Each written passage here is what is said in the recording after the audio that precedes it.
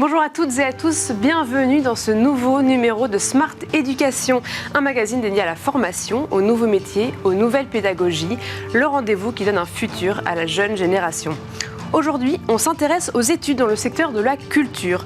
On le sait, rentrer dans des écoles comme l'école du Louvre ou encore la FEMIS reste très difficile. Pour certains élèves issus de quartiers défavorisés, l'accès à ces écoles de la culture peut sembler totalement inaccessible. Alors pour pallier au manque de diversité sociale mais aussi géographique, la Fondation Culture et Diversité a développé un programme dont l'objectif est de favoriser l'accès des jeunes issus de milieux modestes à ces écoles. Nous avons le plaisir de recevoir Lucille Deschamps, déléguée générale en charge des programmes Égalité des chances de la Fondation Culture et Diversité, pour nous éclairer sur ce sujet. Bonjour Lucille Deschamps, bonjour. Merci beaucoup d'être avec nous. Merci de recevoir. On va commencer déjà par un constat. Aujourd'hui, dans les écoles, ces grandes écoles de la culture, quelle est la représentation de la diversité sociale ? Est-ce que c'est une diversité sociale, est-ce que c'est très uniforme encore ou il y a un peu de tout, comme je dirais? Alors en fait, les écoles font déjà beaucoup pour effectivement avoir une diversité sociale, culturelle dans ces écoles. Il y a toujours beaucoup à faire, mais les écoles artistiques et culturelles se mettent vraiment en ordre de marche pour augmenter cette diversité culturelle. Je dois dire que c'est quelque chose qui est, voilà, c'est un travail qui est toujours à recommencer. Mais un ordre de marche qui a commencé très récemment, ou ça fait quand même plusieurs années, voire décennies que ça se met en place? Alors, ça fait plusieurs années, effectivement, que ces politiques-là sont mises en place. Et nous, à la Fondation Culture et Diversité, nous avons été créés donc, en 2006. Oui. Et donc, c'est depuis 2006 que nous mettons en place les programmes Égalité des chances au sein de 52 écoles du milieu artistique et culturel. Juste avant de revenir sur vos programmes précisément, vous avez parlé de 52 écoles. Quelles sont ces grandes écoles? Est-ce que c'est des écoles publiques? Est-ce que c'est des écoles privées, accessibles seulement sur concours? Est-ce que c'est assez uniforme comme... Alors en fait, ce sont des écoles effectivement qui sont publiques. Elles sont sous l'égide du ministère de la Culture. Toutes ces 52? Alors, on travaille avec également une école privée qui est l'Institut français de la mode. C'est la seule école privée avec laquelle nous travaillons. Mais autrement, les 51 autres sont des écoles publiques. Et donc, voilà, au coût d'accès vraiment très, très modique. Donc voilà, ce qui permet à ces jeunes issus de milieux modestes ensuite de pouvoir payer des frais de scolarité très moindres. Donc c'est une fois qu'on y a accédé que les frais de scolarité sont pas élevés, mais donc c'est pas forcément le financier qui est le premier frein pour accéder? Non, je pense que le premier frein, c'est vraiment l'information. Donc c'est voilà, une des modalités nous d'intervention dans nos programmes Égalité des chances. Notre première étape dans nos programmes Égalité des chances, c'est vraiment l'information et la sensibilisation de ces jeunes. C'est l'autocensure qu'ils peuvent se mettre à rentrer dans ces écoles qui sont qui pâtissent quelquefois d'une image élitiste. Et donc en fait, nous attachons à la Fondation Culture et Diversité à aller parler à ces jeunes, depuis la seconde, aller leur parler pour leur montrer évidemment ce que sont ces écoles, quels sont les débouchés également professionnels. Donc vraiment, le premier des freins, c'est l'information, la sensibilisation. D'accord, et du coup, ça c'est la première étape du programme, faire de la vulgarisation en fait dans toutes les écoles. Et ça dans toute la France? Et ça dans toute la France, avec les écoles partenaires qui vont intervenir dans des lycées qui nous sont désignés par le ministère de l'Éducation nationale, donc qui va nous désigner les établissements dans lesquels aller intervenir avec les écoles. Et après, c'est la seconde étape, c'est là où se met vraiment en place le programme interne, je dirais, à Culture et Diversité. C'est donc des stages, c'est bien ça que j'ai compris. Exactement. Alors en fait, la deuxième étape, c'est vraiment un temps de préparation au concours, parce qu'il ne suffit pas effectivement d'être informé et sensibilisé. Il faut ensuite se préparer au concours, parce que c'est des écoles dans lesquelles on rentre par concours.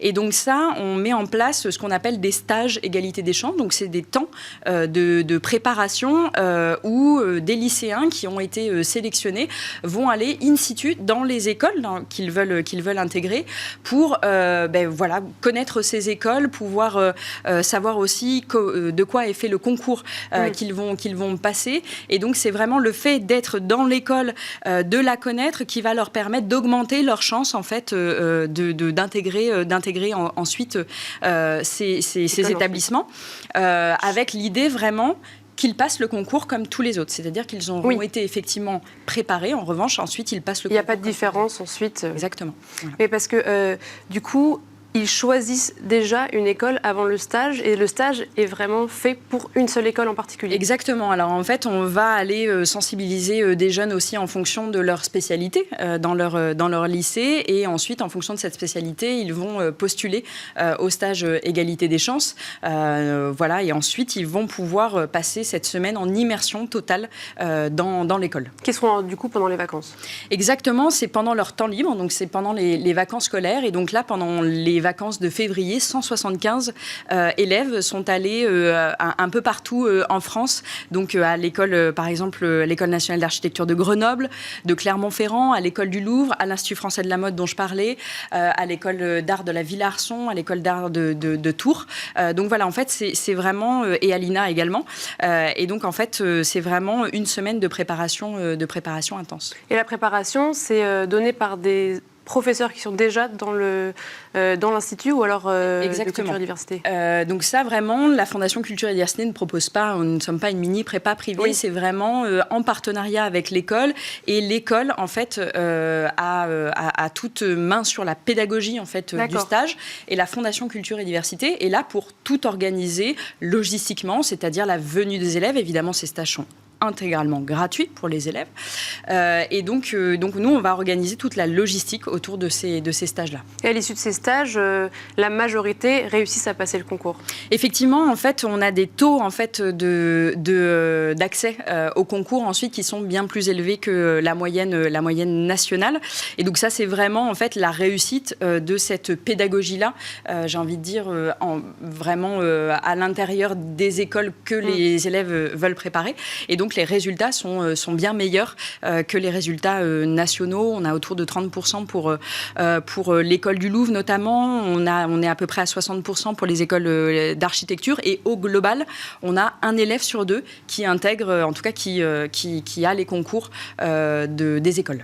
Alors que c'est beaucoup plus faible. Exactement, oui, tout à fait, effectivement. Après, ça dépend vraiment des écoles qui peuvent être plus sélectives que d'autres. Mais tendanciellement, les taux de réussite sont meilleurs que les taux nationaux. D'accord. Et là, du coup, ça fait depuis 2006 que vous avez été créé, donc 15 ans que vous opérez. Vous avez déjà le suivi d'une personne que vous avez rencontrée en seconde et qui aujourd'hui est sur le marché de l'emploi. Et oui, effectivement, maintenant, on a des jeunes qui sont passés par cette étape d'information, de sensibilisation, ensuite l'étape de préparation, qui sont rentrés dans les écoles. Après, on ne s'arrête pas là, parce qu'il ne suffit pas effectivement que les jeunes rentrent dans les écoles.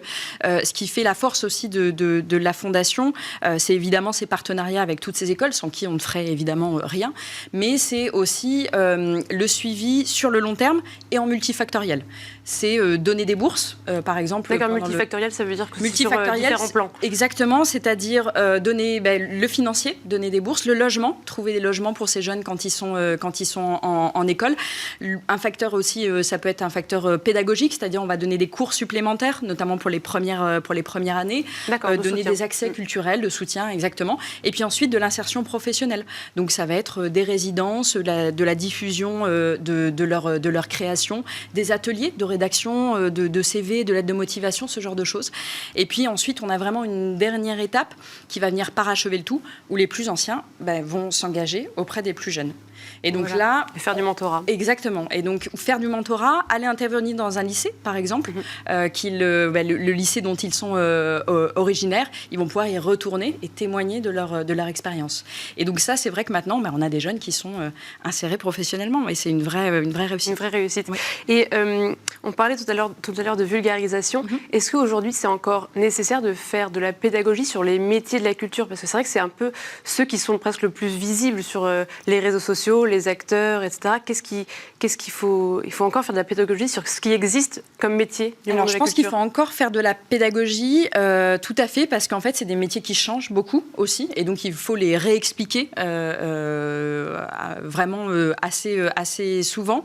Et puis aussi, on voit des métiers alors évidemment, par définition, on voit des métiers très visibles.